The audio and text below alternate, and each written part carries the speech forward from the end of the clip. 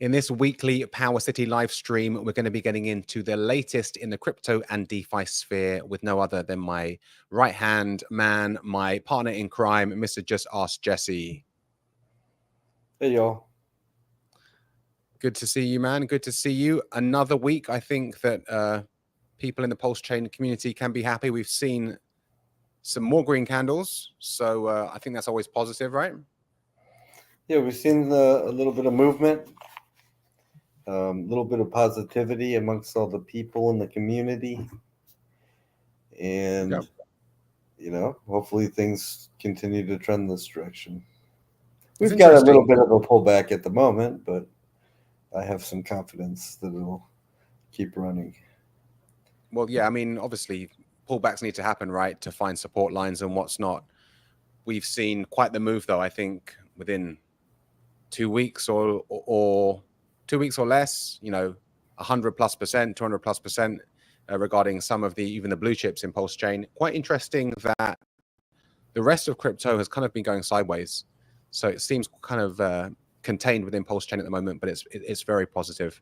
Mm-hmm. Also, we've seen, I'd like to bring this up, our good friend at Power City Heat shared this the other day, which talks about the top 10 liquidity forks across crypto tracked by DeFi Llama. Shows Flex is making some of the boldest moves.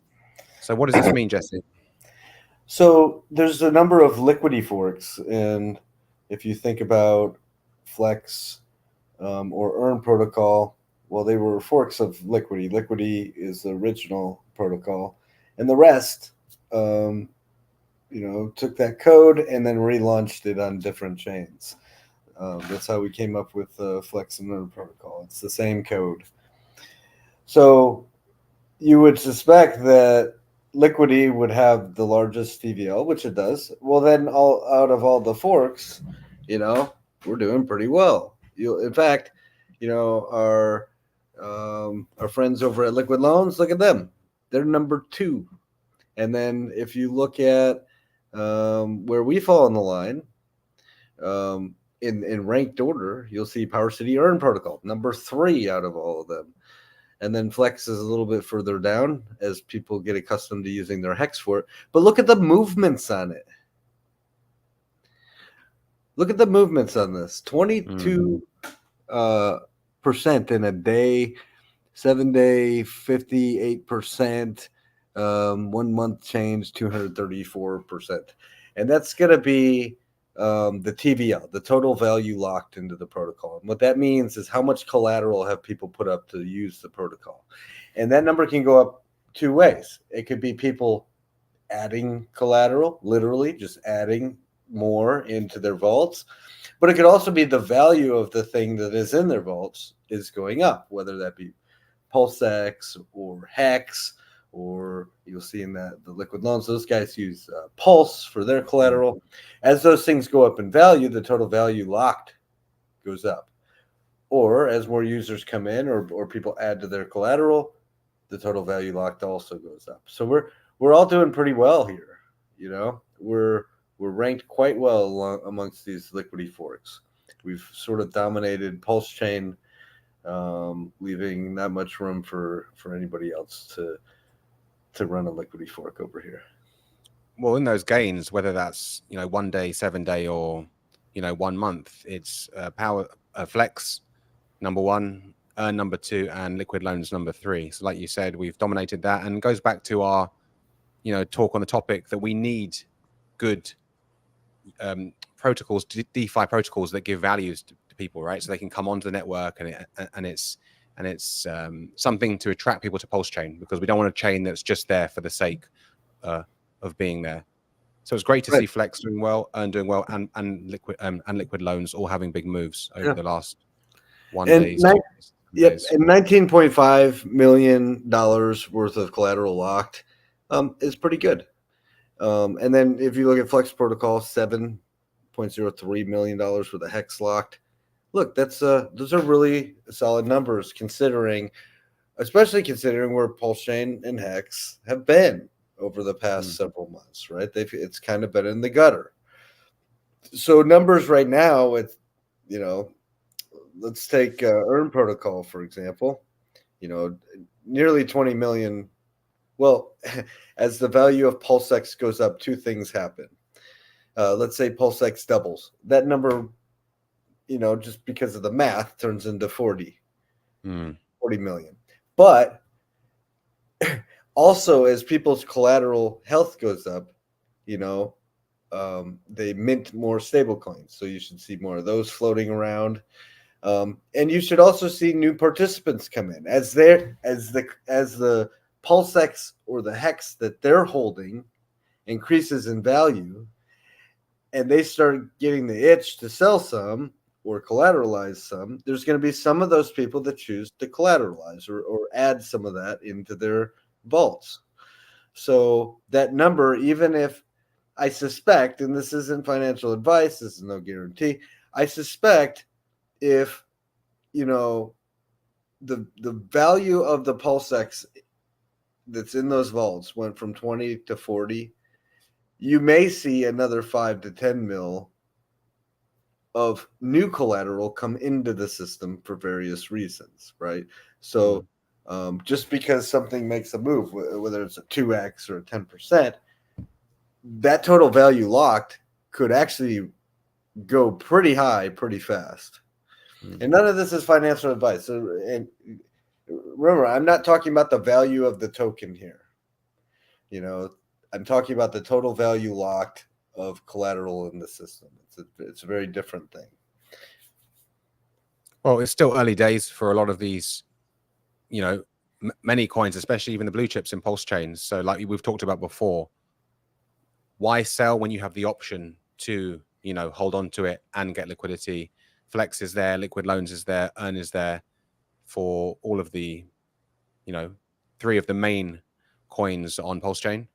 So people need to do their own research, but the option is there. And as you can see, as the markets go up, TVL goes up, and that's good for the Pulse chain ecosystem. Also, we see a lot, whether coins are going up or going down, right? We see people, unfortunately, getting scammed, as we saw. Let me share this because this came across my radar recently, that the customers for FTX who lost all of their funds are getting refunded by a company that's dealing with liquidation. So it's good they're being refunded. There's a caveat to that, and that's that they're getting refunded their value that they lost at the time of the loss, right? So unfortunately, Bitcoin did how many X's since that loss? Since November 2022, Bitcoin's done a 3x since then alone. So instead of getting their Bitcoin back, hey, I lost, 2 Bitcoin. I expect 2 Bitcoin back. No, that's not how it works under these circumstances, unfortunately. They're getting back the value at the time of the loss, which is absolutely ridiculous. If property is recovered in a theft, a normal physical theft, normally you get your property back, right? You get your car back if a car thief didn't destroy it. You get your items from your home back. Those are returned to you. But in the case of crypto, if an exchange decides to steal your funds and run off with it and do other things with it, such as Sam Bankman-Fried did, when you don't get that back, you only, if they can even recover enough, you'll only get the value it was at the time of that, or at the time they went bankrupt or whatever, right? So first off, rule number 1, your keys, your coins. Do not keep your funds on an exchange. You got to use an exchange to on and off ramp. Sure. That's fairly temporary, but don't store your stuff on an exchange. Learn how to self-custody. Learn how to use hardware wallets. Learn how to use hidden passphrases or even multi-sigs so that you can have custody of your assets, but then also protect your own assets. And then another note, there's a lot of scammers out there that'll trick you or attempt to trick you through social media platforms. People will DM you, or they'll just watch in a room that you're in And as soon as somebody asks for some sort of help, hey, I have a stuck transaction or this or that, um, they'll pretend to be somebody. They'll pretend to be somebody in the know or an admin. They'll even fake their uh, profile pictures, and they'll get you to talk to them and connect to a bad website or give up your seed phrase. They'll try to get that from you. They'll do a number of things trying to convince you, trying to make you believe that they're legit. And then as soon as they gain access, they steal your stuff. So those scams in crypto have been going on for years and years and years. They continue to this day. So keep yourself safe out there, y'all. Yeah, the underlying message, like you said, I want to reiterate it, is learn how to self-custody. It's not hard. Getting a Trezor ledger, whatever. You do the research, what's right for you. There's many more too. It's much safer than using an exchange. Of course, you need to get on and off with fiat, but I've lost count how many times I've met people in the last couple of years, and they're like, "Yeah, I'm into crypto." I'm like, where do you keep your crypto? They're like, oh, on Coinbase or this and that. And it's, you're asking for trouble because you never know. Mm-hmm. Of course, we hope and pray that these big exchanges don't go down. But obviously with FTX, we saw that it did. And then going back to the other point you said about scammers is, learn how to self-custody, and then don't get caught out by someone saying they're admin and they're going to help you and connecting to dodgy sites. Talking about that, I saw another article, which I'm going to like to bring up, which is Australians targeted for crypto scams by overseas call centers because they're easy prey. So this article goes into the fact that Aussies are trusting. They're doing better, obviously, than a lot of the world. And these guys in scam call centers are a bit worried about going after people in the States because they're worried that the US government come after people that scam US citizens. But apparently the Australian government aren't as sophisticated in that way. So just be careful about people calling you up, telling you need to do something. With scams, I see that anyone who's pressuring you to do something fast is a scam. A lot of the time they'll call you up, whether it's, oh, you've got a bug on your computer, I'm calling from Microsoft, or whatever, some sort of software that helps you repel malware, and then they try to pressure you into something. So those kind of scams have been going on for decades too. Call center scams. In general, random people don't give a crap about you or your computer or your car and the problems you may be having anywhere in life. But there's these scammers who will call people and say, oh, we're here to help for this reason or that reason. Who in the real world does that out of the blue? Sure, people help each other in times of need, such as the hurricanes that are happening, or your neighbor, or your friends, or this or that. But random people that you've never met calling you out of the blue or DMing you in Telegram out of the blue right away is a red flag. Block, ban, delete, whatever you need to do to get that person away from you. Because that's just not how that's not how real people work in this world. I think younger people are more savvy on it. I think it happened to my mum a few years ago. Some guy called saying he was from McAfee, the software, and that her computer was infected and pressuring her, you need to open up your computer and do this and do that. Also, he said his name was John and he was calling from California and he had a thick Indian accent. So that was kind of a bit of a giveaway as well.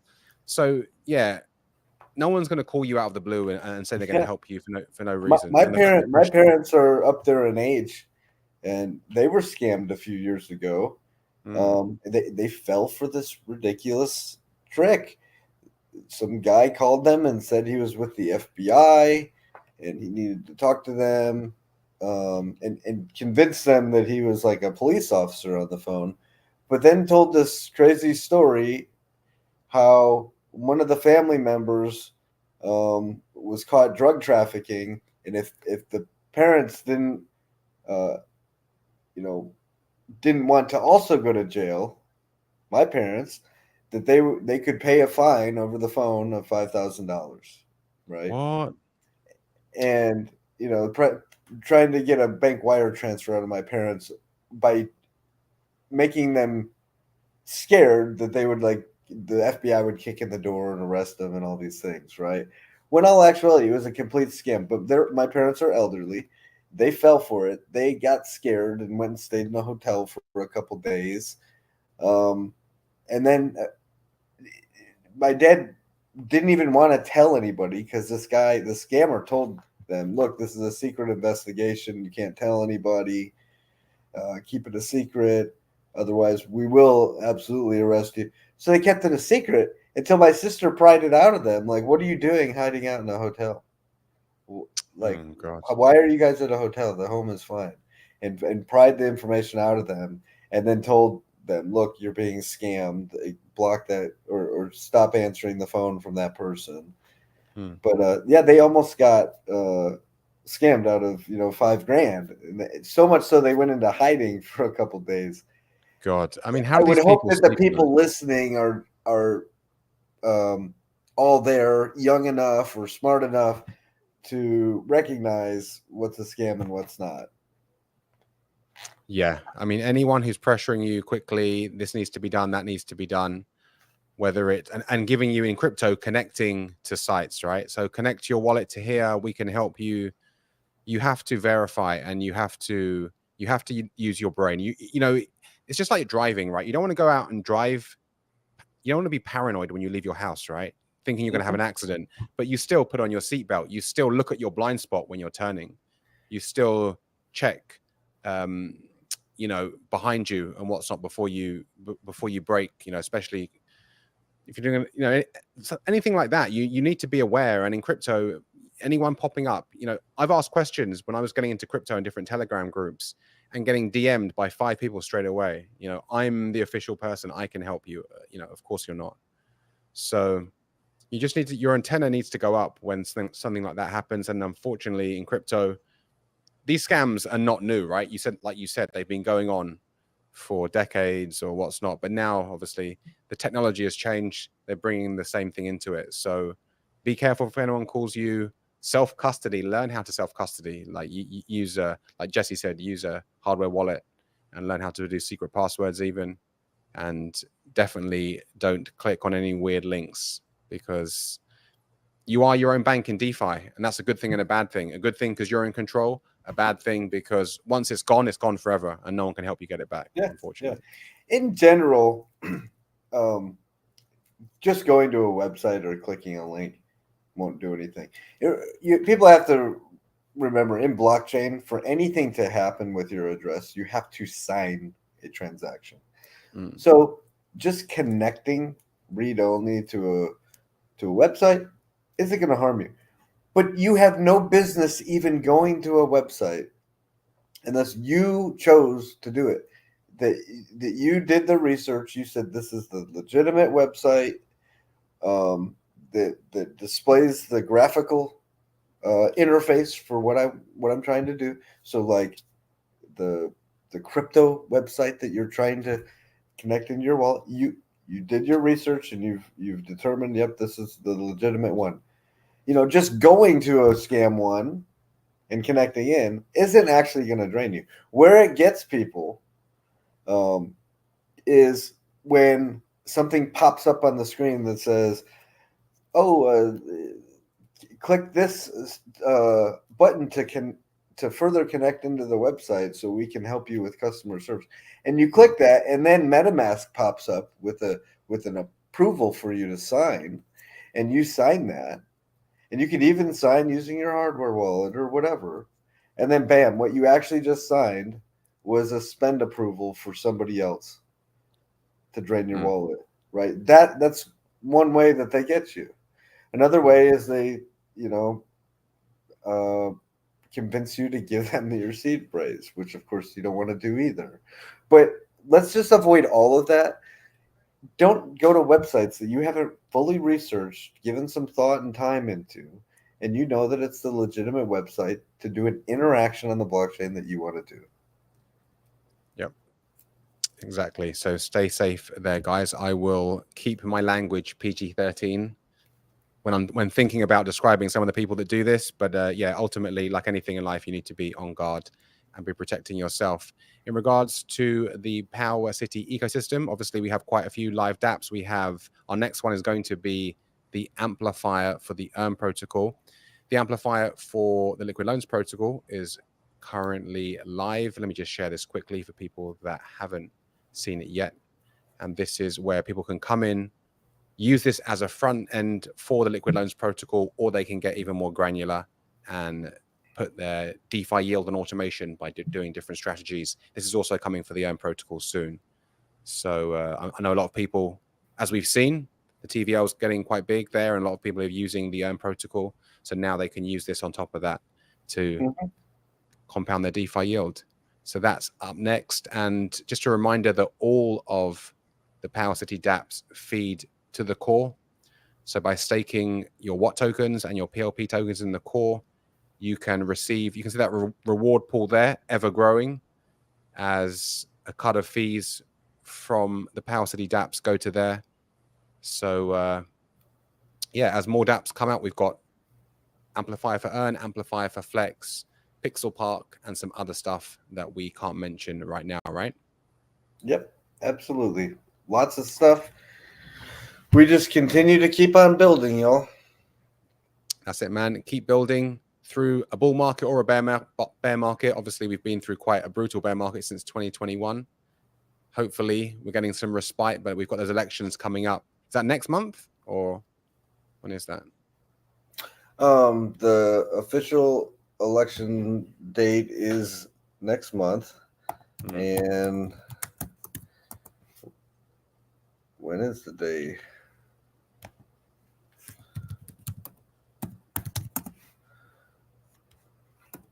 There's pre-elections, dude. It's not all one day. Sure. But I think it's in November. We're in October. November 5th is the official day. Okay. So under a month. Polling places open and stay open for usually weeks and weeks. Yeah. But November 5th is the big day.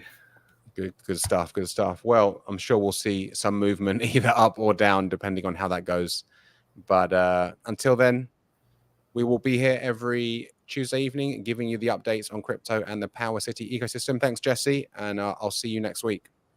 All right. See y'all. Thanks for watching, guys. And the links to all of the POWERCITY dApps you can find in the description box below. Thanks for watching, and I will see you on the next one.